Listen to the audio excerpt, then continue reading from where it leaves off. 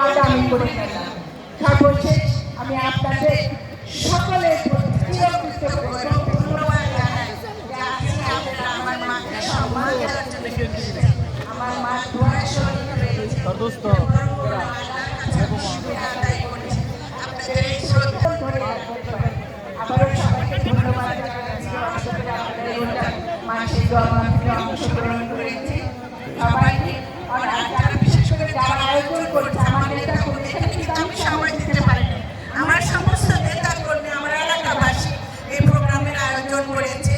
তাই আমি আমার ব্যক্তিগত এবং আমার পরিবারের পক্ষ থেকে আপনাদের সবাইকে আমার ধন্যবাদ কৃতজ্ঞতা জানিয়ে আমার বক্তব্য শেষ করছি। আবার আপনাদের সাথে দেখা হবে ইনশাল্লাহ। আপনারা সবাই ভালো থাকুন, সুস্থ থাকুন এবং আমার মা বাবার জন্য দোয়া করুন। আল্লাহ যেন তাদের ব্যস্ত নসিব করেন। ধন্যবাদ সকলকে। আর এখানে আমার আরও ভালো লাগছে যে এখানে আমার সনাতনী ধর্মের ভাই বোনরা এখানে এসেছে। এটা আমার কাছে আরও বড় পাওয়া। তারা আমার মা বাবাকে কতটা